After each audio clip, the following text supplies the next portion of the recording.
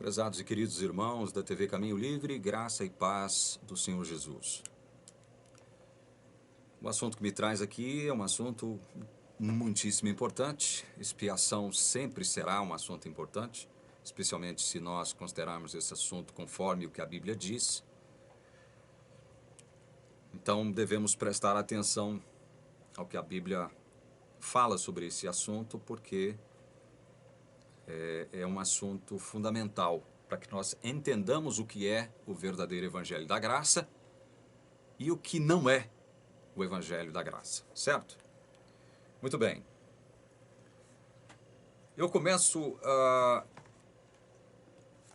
afirmando aquilo que a teologia adventista afirma acerca de expiação e que você poderá encontrar nesse livro aqui, ó. Questões sobre doutrina, tá bom?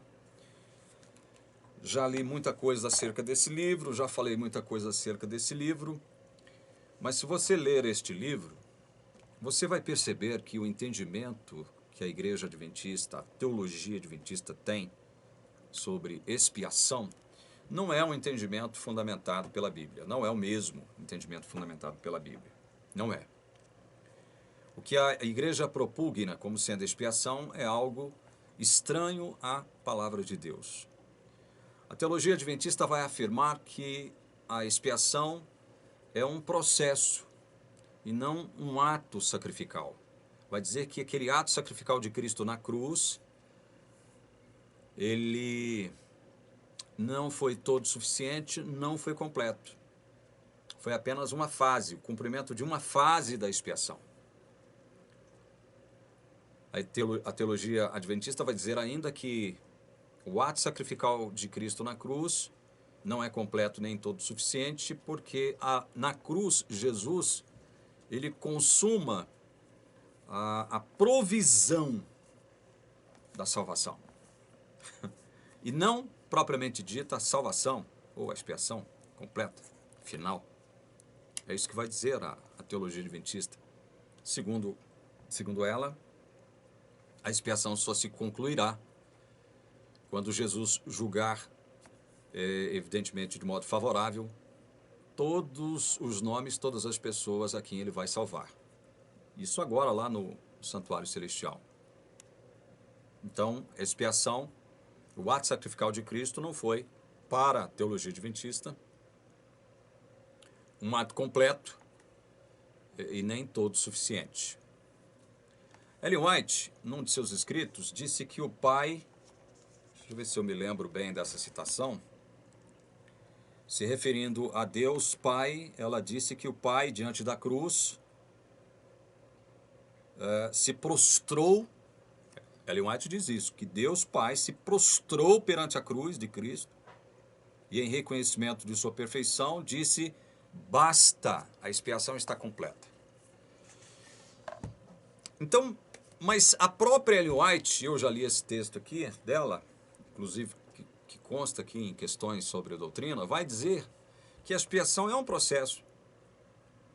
Então vocês percebem que há muita confusão na teologia adventista em relação a esse assunto. Ao mesmo tempo em que a teologia adventista admite que não, a expiação, o ato sacrificial de Cristo na cruz não foi todo suficiente nem completo, foi simplesmente o cumprimento de uma fase da expiação. A expiação só se completará, só se consumará depois que Cristo julgar favoravelmente o nome daquele que ele irá salvar. É só aí que a expiação se consuma. Diante disso, meus queridos, eu leio dois textos aqui, o primeiro que está em João, capítulo 17, verso 4, e o segundo é em João 19:30. O primeiro, então, em João 17, verso 4, está dito o seguinte: eu te glorifiquei na terra, consumando a obra que me confiaste para fazer. Jesus, pouquinho antes de ir para a cruz, ele ora ao Pai, intercedendo pelos seus, e afirma categoricamente: Senhor, eu te glorifiquei na terra, consumando a obra que me confiaste para fazer. Pouquinho antes de ir para a cruz.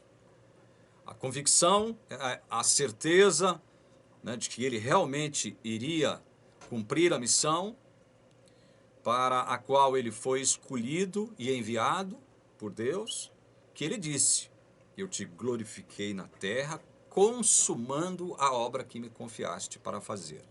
E na própria cruz, segundos antes de render o Espírito, João 19:30, ele diz: está consumado. O que é que ficou realmente consumado na cruz, meus queridos? O que é que realmente foi consumado na cruz? Quando Jesus derrama o seu sangue, entrega a sua vida ali na cruz. O que foi consumado? Alguma coisa foi consumada ali.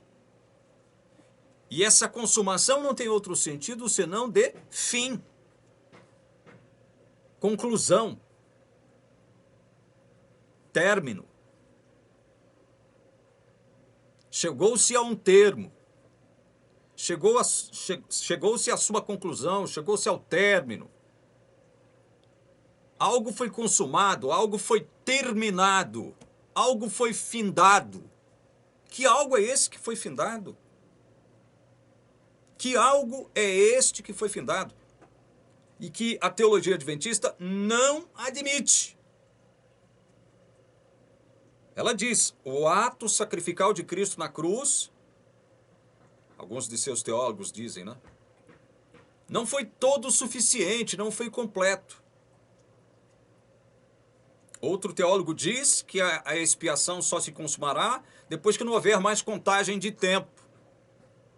Então, a igreja, a Ellen White diz que, aí eu não me lembro se ela viu ou ouviu o Pai, provavelmente ela deve ter visto, entre muitas aspas, né? Deve ter visto o Pai se prostrando diante da cruz. Agora imagine a figura de Deus Pai se prostrando diante da cruz de Cristo e dizendo: basta, a expiação está completa. Ao mesmo tempo em que ela, em outros lugares, vai dizer que a expiação é um processo. Porque Jesus está realizando um sacrifício contínuo. Ela diz isso aqui mesmo. Essa citação dela está contida aqui no mesmo livro que eu estou com ele em mãos aqui, o Questões sobre Doutrina. Eu já falei sobre isso com vocês aqui. Deixa eu ver se eu encontro essa página aqui, para mostrar para vocês que essa questão é uma questão séria, grave e, ao mesmo tempo, confusa. Se você observar essa questão de acordo com a ótica adventista, né? Se você observar essa questão sob a ótica adventista, sob a lente da igreja adventista, você vai ver que esse assunto é confuso. Então eu citei lá aquele trecho onde Ellen White diz que viu Deus Pai se prostrando diante da cruz e dizendo: basta, o sacrifício está, a expiação está completa. Aí ela vai dizer em The Youth's Instructor, de 16 de abril de 1903, ela diz o seguinte. Deixa eu pegar as aspas aqui para não cometer nenhum tipo de injustiça. Jesus está perante o Pai, oferecendo continuamente um sacrifício pelos pecados do mundo.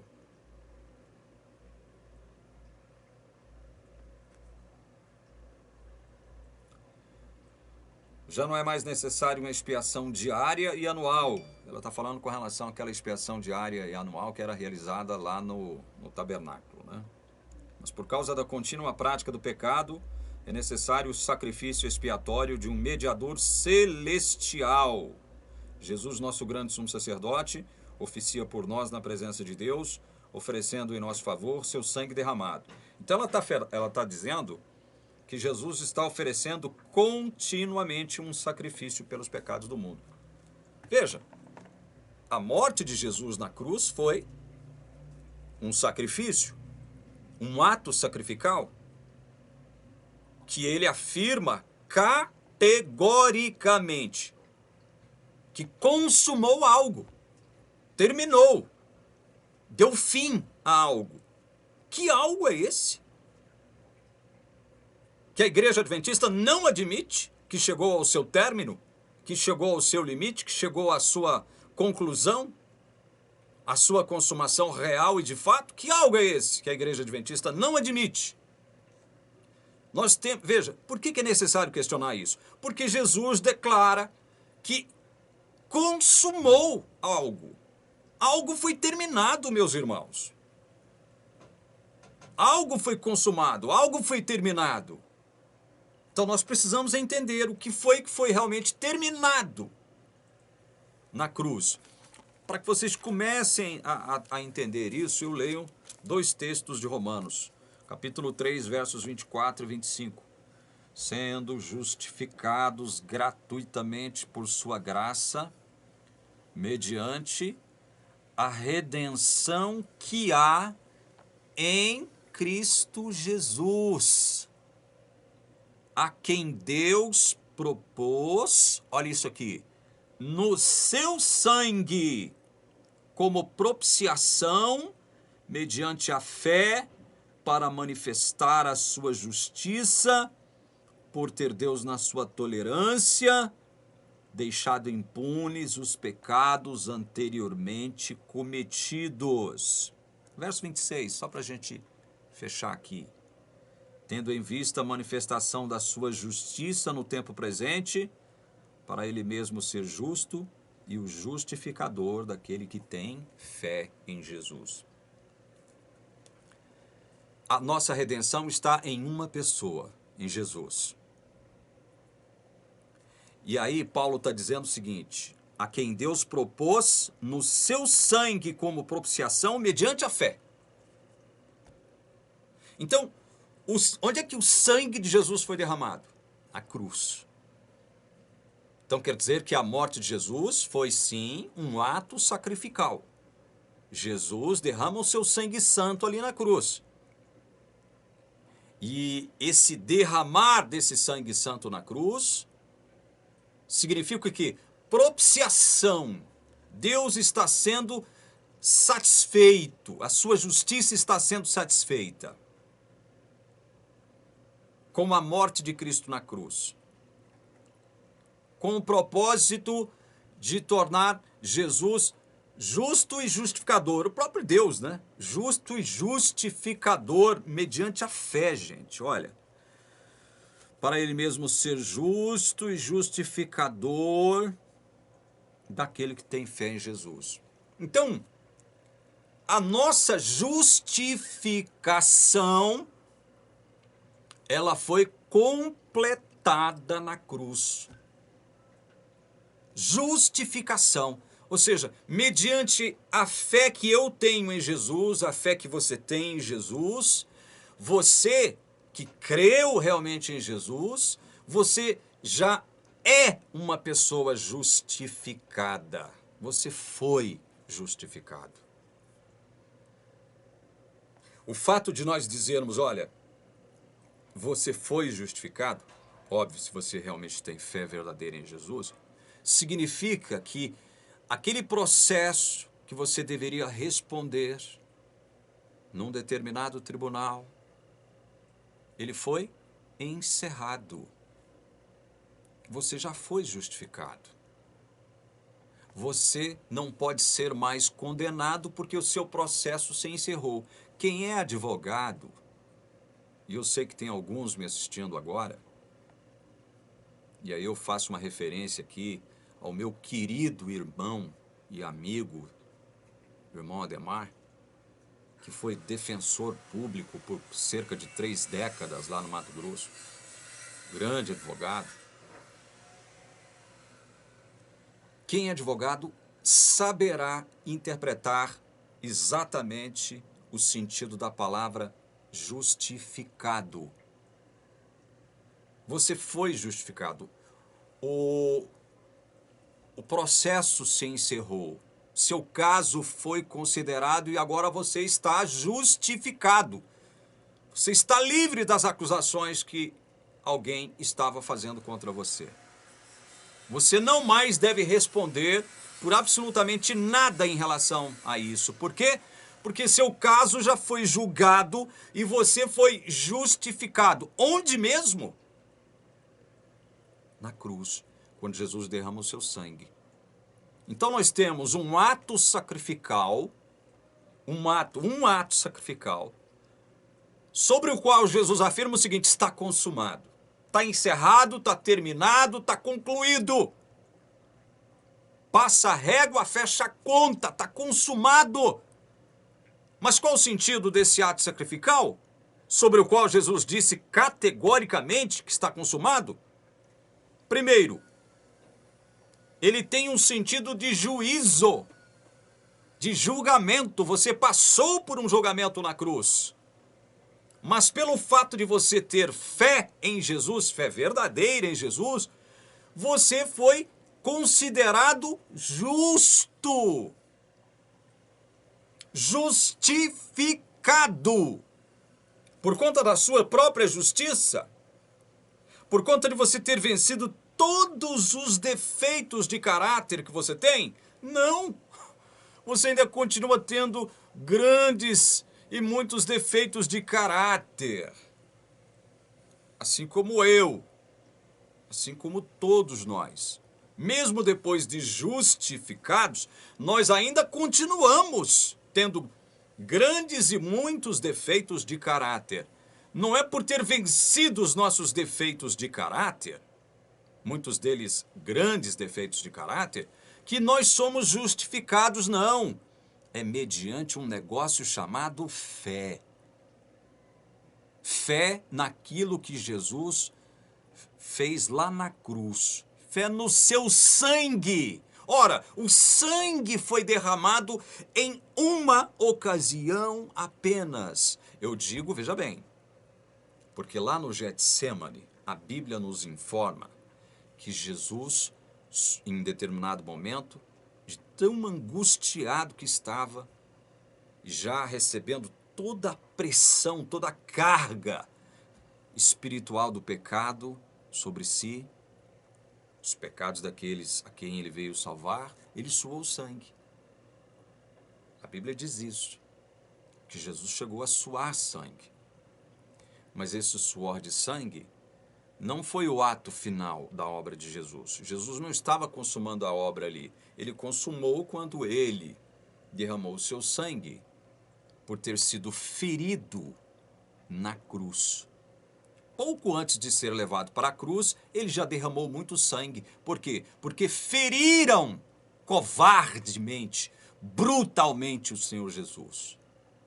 Feriram brutalmente o Senhor Jesus. Então, mesmo antes da cruz, ele derramou muito sangue e continuou derramando sangue estando na cruz. É a esse sangue derramado um pouco antes da cruz e na cruz, ao qual Paulo faz referência aqui no verso 25 de Romanos 3, a quem Deus propôs no seu sangue como propiciação mediante a fé. Então preste bem atenção, que foi mesmo que a Bíblia diz que Jesus consumou. Ora, se você foi justificado, como Paulo está dizendo aqui, olha, o verso 24, sendo justificados gratuitamente. Esse gratuitamente quer dizer o quê? Quer dizer que você não pagou nenhum centavo, nem um níquel sequer para ser justificado. Você foi justificado gratuitamente por aquele sangue, daquele justo, que foi derramado lá na cruz por você. Então, se você creu em Jesus, aquele sangue que ele derramou foi por você. Aquele sangue era uma representação do seu sangue sendo derramado pelos seus próprios pecados. Aquela morte é uma representação da minha e da sua morte. Era a morte que eu e você deveríamos passar por ela, por sermos pecadores. Então, nós fomos justificados pelo sangue. Houve juízo ali na cruz. Houve julgamento na cruz. O caso de todos esses que têm fé em Jesus já foi considerado lá na cruz. Alguém pode dizer, mas irmão, e aqueles que vieram depois disso? Tudo já foi considerado. Tudo já foi resolvido lá na cruz. Nós que vivemos hoje no século 21 e que cremos em Jesus Cristo, Nós fomos abençoados por aquele sangue derramado lá naquela cruz há 2000 anos atrás. Não há necessidade de, como diz Ellen White, sacrifícios de Cristo, sacrifícios contínuos de Cristo lá no Santuário Celestial. Jesus não está realizando contínuos sacrifícios, continuamente sacrifício, se auto-sacrificando lá no céu. Não é isso que Jesus está fazendo. Porque a justificação se deu com um ato apenas, na cruz, quando ele derrama o seu sangue santo ali.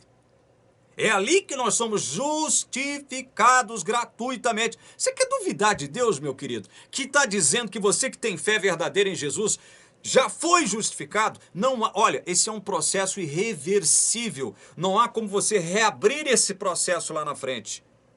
Não há. Por que que não há? Porque você já foi julgado, o seu caso já foi considerado. Olha, eu sempre que eu posso, eu tenho que repetir um silogismo que nós criamos aqui na TV Caminho Livre para poder ajudar você a entender o que realmente significou a morte de Jesus na cruz. Expiação todo suficiente, completa, cabal, perfeita.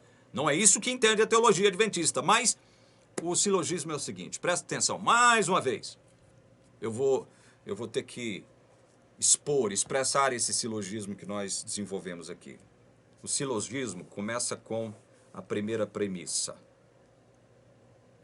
Deus, presta atenção, Deus é onisciente. Essa é a primeira premissa. É óbvio que essa segunda premissa aqui, os unitaristas não vão concordar com ela. Eu estou falando para todos os meus irmãos crentes na doutrina da Trindade. Tá? Também não quero desrespeitar os meus irmãos unitaristas que não creem na personalidade do Espírito e muito menos na divindade de Cristo. Tá? Não quero desrespeitá-los. Mas vamos lá. Nós que somos trinitarianos, nós cremos que Deus é onisciente, certo? Essa é a primeira premissa. Bom, eu também creio, assim como você que é trinitariano, que Jesus é Deus. Então vamos lá, segunda premissa. Jesus é Deus. Essa é a segunda premissa. Primeira premissa, Deus é onisciente. Jesus é Deus. Segunda premissa. Qual é a conclusão disso aqui? Qual é a conclusão? A conclusão é a seguinte. Logo, Jesus, ao morrer na cruz, estou escrevendo aqui,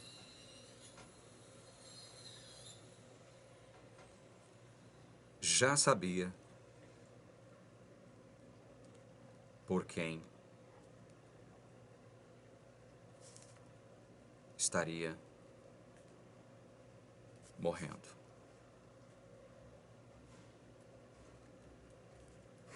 Esse é o silogismo completo. Vamos repetir? Não custa nada repetir para que você grave muito bem isso, para que você tenha muito bem isso em mente. Deus é onisciente. Deus é onisciente. Essa é a primeira premissa. Jesus é Deus. Logo, Jesus, ao morrer na cruz, já sabia por quem estaria morrendo. Olha, se você concorda com essas duas premissas, a primeira e a segunda, obrigatoriamente você terá que concordar com a conclusão desse silogismo. Obrigatoriamente. Se você não concordar, se você aceita as duas premissas, porque eu sei que você vai aceitar, mesmo sendo arminiano, você vai aceitar essas duas premissas. Arminiano trinitariano. Você vai aceitar essas duas premissas como sendo verdadeiras. Então, se você aceita essas duas premissas como sendo verdadeiras, obrigatoriamente você tem que aceitar essa conclusão. Deus é onisciente, Jesus é Deus, logo Jesus, ao morrer na cruz, já sabia por quem estaria morrendo. Isso significa que o caso de todo ser humano estava sendo resolvido ali, tanto com relação àqueles que já não estavam vivos mais, quanto com relação àqueles que estavam vivos naquele instante da história e aqueles que ainda não existiam e que só existiriam depois. É o nosso caso.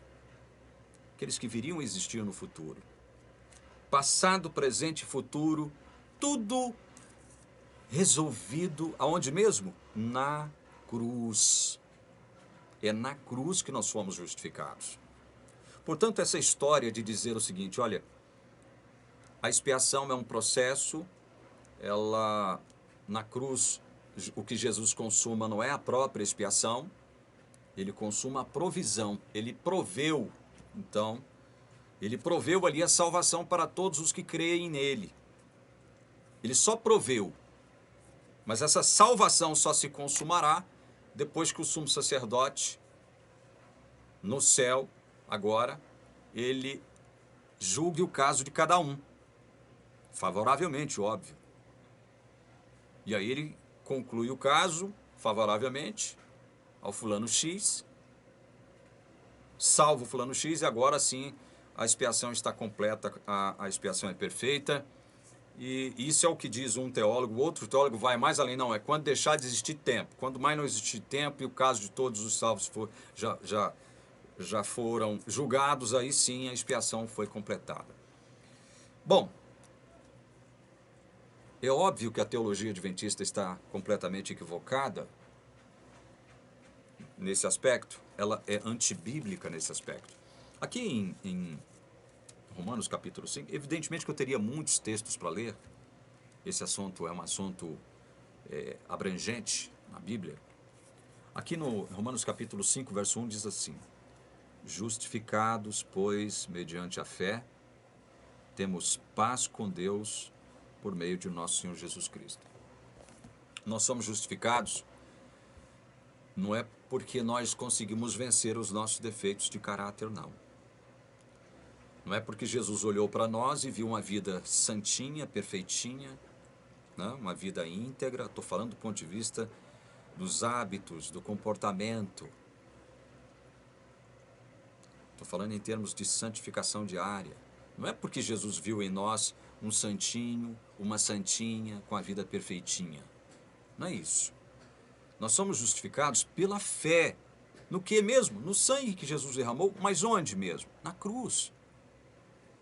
Foi aí que nós fomos justificados. Ou seja, justificados. O caso está encerrado. Acabou. Acabou. Se encerrou. Foi consumado. A sua situação foi consumada. Onde mesmo? Na cruz, meu irmão. Não. O que Jesus fez foi simplesmente consumar a provisão. Ele só proveu oportunidade de todos se salvarem lá na cruz. Ele não salvou efetivamente ninguém lá na cruz de modo automático. Vai dizer aí a teologia adventista. Eles têm um problema com esse negócio de automático, né? Eles têm um litígio com esse negócio do automático. É como se a fé com a qual nós somos dotados, porque fé é dom, e que nos possibilita crer, fosse algo automático. É impressionante. Romanos 5, verso 18, diz assim, pois assim como por uma só ofensa veio o juízo sobre todos os homens para a condenação, assim também por um só ato de justiça veio a graça sobre todos os homens para a justificação que dá vida. Um só ato de justiça. Um só ato de justiça para a justificação que dá vida. Um só ato de justiça. Não teve a minha participação nesse ato de justiça. Não teve a sua participação nesse ato de justiça. Não houve sinergia nesse ato de justiça. Porque foi só um. Para haver sinergia, deveriam haver dois atos de justiça. O de Deus e o seu. Ou o meu. Dois. E não apenas um. Se é só um ato de justiça que resolve a nossa situação, não há sinergia. Não pode haver sinergia. É um só ato de justiça que justifica. Aqui em Romanos 4, verso 25, diz assim, Paulo falando acerca de Jesus. Vamos ler o verso 24 e o verso 25 para a gente conseguir entender aí a linha de raciocínio do apóstolo. Mas também por nossa causa, posto que a nós igualmente nos será imputado, a saber, a nós que cremos naquele que ressuscitou dentre os mortos, a Jesus nosso Senhor, o qual foi entregue por causa das nossas transgressões e ressuscitou por causa da nossa justificação. Ele foi entregue por causa das nossas transgressões e ressuscitou por causa da nossa justificação.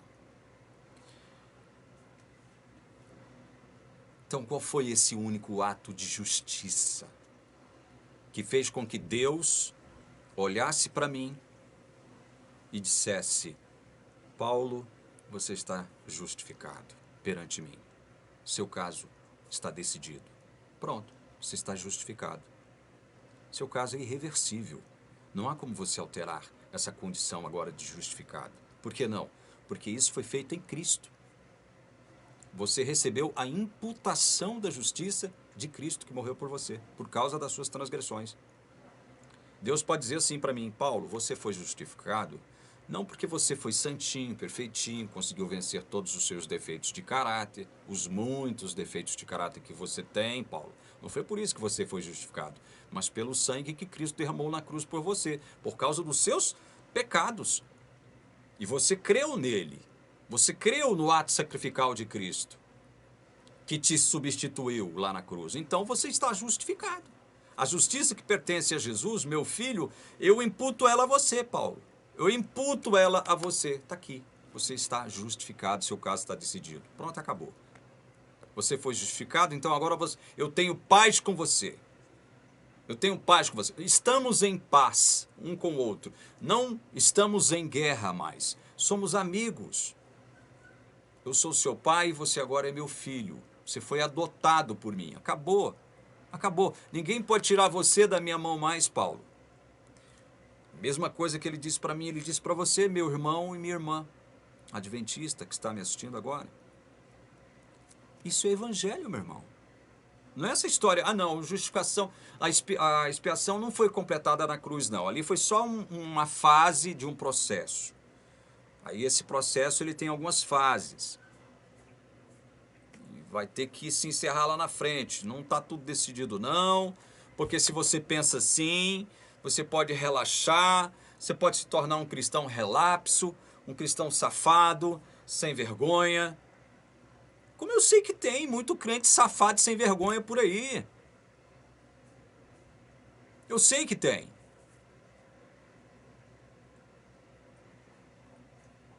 Agora, isso justifica você desconsiderar o que a palavra de Deus diz? Porque se você disser o que ela diz, você pensa que poderá estar contribuindo para que as pessoas não se preocupem mais com a sua santificação? Meu querido, se você pensa assim, você entendeu errado o que é evangelho. Porque é justamente o fato de eu ter a certeza, a convicção pela palavra que eu já estou salvo, é que promove santificação em mim. Quem está falando com vocês agora foi no passado um santinho do pau mais oco do mundo. Foi um adventista safado, hipócrita, mentiroso. Conseguiu enganar muitos irmãos por algum tempo. Mas Deus não. Sabe qual é a minha sorte? A minha sorte é que eu fui escolhido por Deus. Deus me elegeu. E aí, quando eu descubro isso, que Deus me elegeu, lá na eternidade, colocou meu nome no livro da vida e veio atrás de mim para me salvar de modo eficiente, efetivo, eficaz, aí tudo passou a ter sentido na minha vida cristã. Não é que eu sou perfeitinho, não é que eu virei santinho. Agora, santinho do pau oco eu não sou mais. Sou um cara com muitos defeitos. Ainda. Mas apesar desses meus muitos defeitos, eu creio na palavra de Deus que me diz o seguinte: você que tem fé verdadeira em Jesus, foi justificado com seu sangue derramado na cruz. Seu caso está decidido. Você foi justificado gratuitamente. Você está em paz com Deus. Foi só um ato de justiça que fez com que Deus imputasse a justiça de Jesus a você, colocasse na sua conta justificado. Por conta da sua justiça? Não, por conta da justiça daquele que morreu por você. Esse é o sentido, meus irmãos. É óbvio que eu estou resumindo esse assunto aqui. A gente poderia ficar aqui um mês falando só sobre isso. Um mês. Eu poderia fazer um vídeo todo dia, durante um mês, falando só sobre esse assunto. Porque esse é o assunto dominante da Bíblia. Se você conhecer toda a Bíblia, como eu sei que tem muita gente dentro da igreja adventista que conhece a Bíblia de cor e salteado. Eu conheço um irmão que leu a Bíblia mais de 50 vezes. Porque ele lê a Bíblia uma vez por ano. Ele lê a Bíblia uma vez por ano. Leu a Bíblia mais de 50 vezes. E já faz alguns anos que eu não vejo esse irmão lá da igreja adventista. Não sei se ele já conheceu, se ele já teve o prazer, o privilégio de conhecer o verdadeiro evangelho da graça de Jesus. Não estou falando que ele está perdido, não. Não confunda, não coloquem palavras na minha boca e não me confundam. Não estou falando isso. Eu sempre o tive na conta de um crente verdadeiro, de um filho de Deus verdadeiro. Mas eu sei que ele não tinha conhecimento do verdadeiro evangelho. Se ele pegasse a Bíblia e eu dissesse para ele, irmão, não vou citar o nome dele por respeito, explica para mim aqui com a Bíblia, só com a Bíblia, o que é evangelho da graça, o que é salvação. Tenho certeza que ele não saberia me explicar. Conhece a Bíblia de cor e salteado, já leu a Bíblia mais de 50 vezes. Ah, e tem um detalhe, para encerrar esse vídeo. Eu um dia pregando na igreja central de Anápolis, igreja cheia, sábado de manhã, eu fiz um desafio aos irmãos lá presentes. Eu comecei por baixo. Quantos aqui têm até 5 anos de adventismo? Alguns levantaram a mão. Eu continuei. Quantos aqui têm de 5, aliás, até 10 anos de adventismo? Quantos conseguiram chegar até o 10º aniversário de adventista? Alguns também levantaram a mão. Quantos aqui chegaram até o 20º ano? Até o 20º aniversário de adventista? Quantos aqui têm cerca de 20 anos de adventismo? Outro tanto levantou a mão. Eu continuei. Quantos aqui chegaram aos 30 anos de adventismo? Uns poucos também levantaram a mão.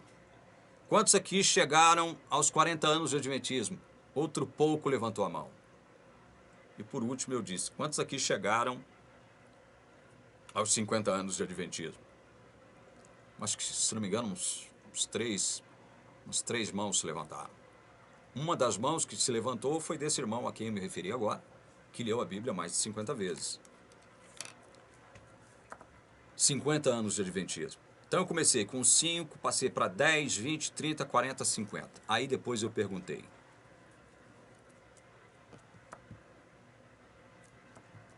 Eu comecei perguntando.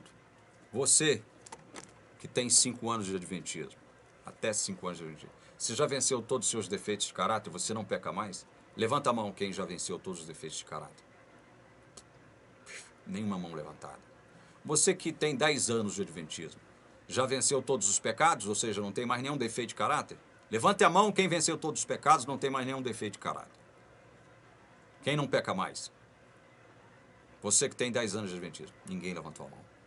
Você que tem 20 anos de adventismo, já venceu todos os pecados, não tem mais nenhum defeito de caráter? Não peca mais? Levanta a mão. Ninguém levantou a mão. 30 anos, você já venceu todos os seus pecados, venceu todos os seus defeitos de caráter, não peca mais? Você que tem 30 anos de adventismo, levanta a mão. Ninguém levantou a mão. Você que tem 40 anos de adventismo, já venceu todos os seus defeitos de caráter, já venceu seus pecados, não peca mais? Levanta a mão.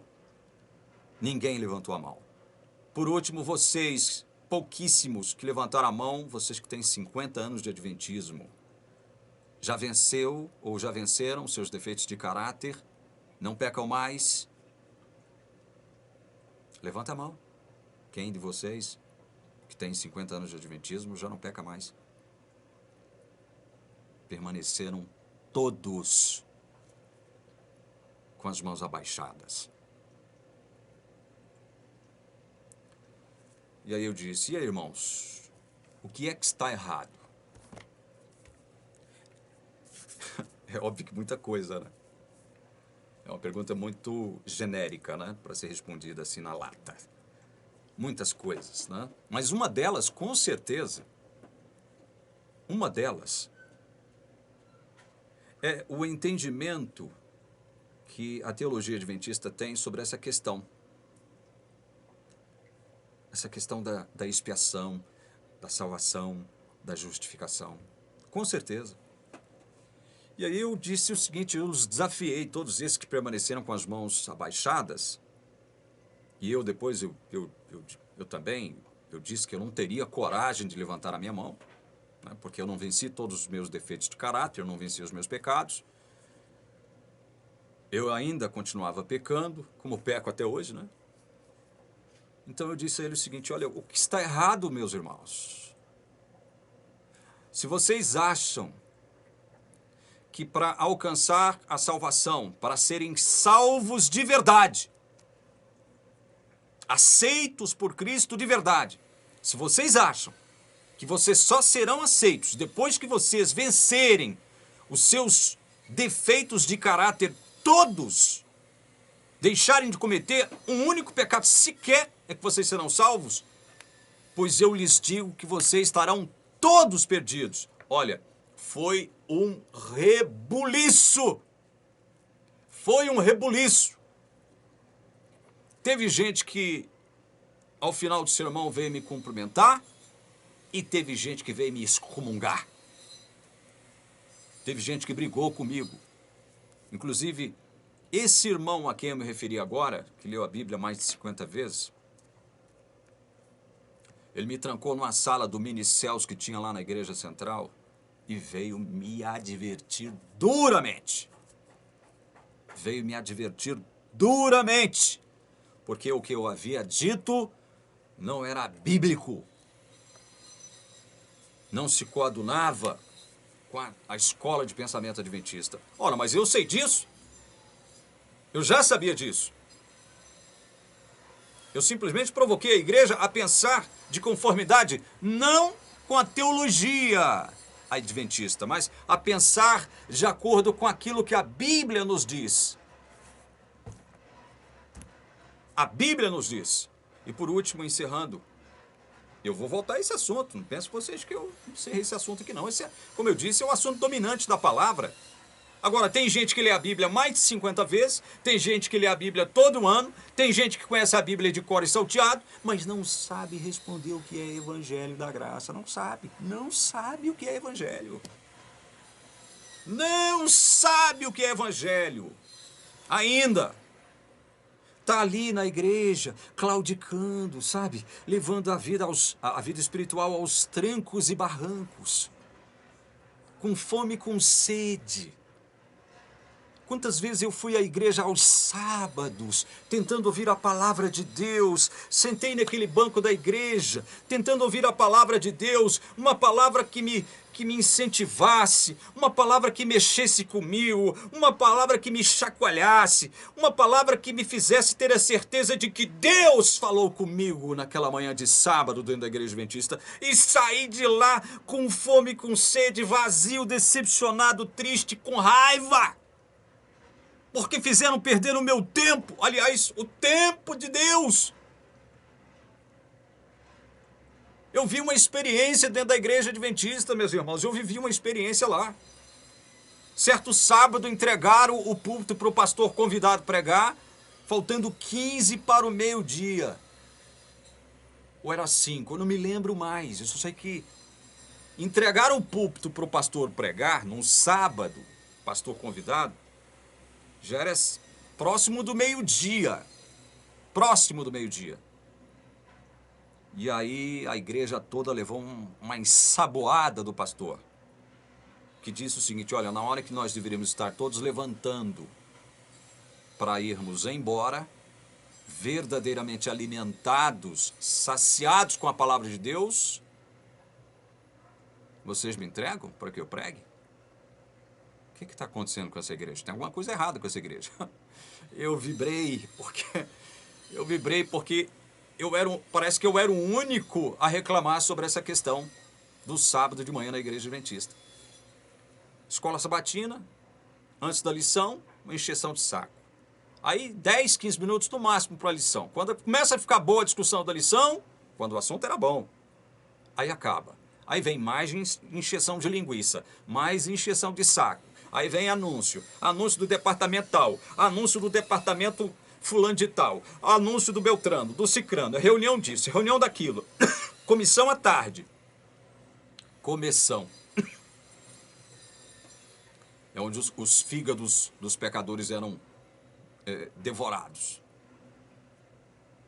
Aí vinha uma coisa que eu lutei para tirar do horário intermediário entre a escola sabatina e o culto. Eu lutei, mas eu fui vencido e fui excomungado também por isso.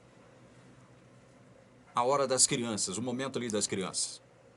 Eu falei, gente, será que vocês não percebem que criança se enche o saco com um adulto falando uma linguagem que eles não entendem ainda? Um assunto que eles não entendem, não têm capacidade para entender. Vamos fazer um culto para as crianças. Vamos organizar isso. Na hora do culto, levar as criancinhas para um culto delas, específico para elas, na linguagem delas, com material. Mas foi a mesma coisa que mexer num vespeiro. Não, a senhora White diz que não pode, que os filhos têm que estar com o pai na hora do culto, e que não sei o quê, e não pode. Sabe o que é interessante? É que nós levamos esse assunto, a comissão chegou até a aprovar. A comissão chegou a aprovar a realização dos cultos infantis. Mas aí chegou um pastor novo lá, todo arrogante, todo prepotente, e olha, desfez o resultado da comissão. A comissão aprovou, o pastor deve ser parente do ministro Alexandre de Moraes, chegou lá e olha, anulou todas as decisões da comissão e falou, não, e a irmã White diz isso, diz aquilo, o culto vai voltar, vai ficar aqui, não sei o quê, pá. Aliás, esse foi um dos motivos que me levou a sair da igreja central de Anápolis e ir lá para a igreja de Jundiaí. Então, meus queridos, voltando ao nosso tema, o pastor que recebeu o púlpito pouco antes do meio-dia deu uma ensaboada na igreja e disse apenas o seguinte: pediu para ler um texto de Gênesis, aquele texto onde a mulher de Jó, ao fugir lá de Sodoma, olhou para trás e se transformou numa estátua de sal. O pastor só leu o texto e disse assim: lembrai-vos da mulher de Jó. Encerrou o sermão. Pediu para todo mundo se levantar, fez a oração, ninguém cantou hino, ninguém cantou mais nada, que estava todo mundo de saco cheio, estava todo mundo cansado, estava todo mundo com fome. Se levantou e foi embora. Gente, quantas vezes Quantas vezes eu saí da igreja no sábado de manhã com fome e com sede de ouvir a palavra de Deus e não ouvi, porque tinha isso, tinha mais aquilo, tinha clube de desbravadores fazendo desfile, não sei o quê, testemunho de não sei mais quem, é hora da criança, não sei o quê, e a hora da exposição da palavra vai ficando para trás, vai ficando para trás, vai ficando para trás. Quantas vezes me entregaram o púlpito depois das 11h30 da manhã para que a gente pudesse pregar?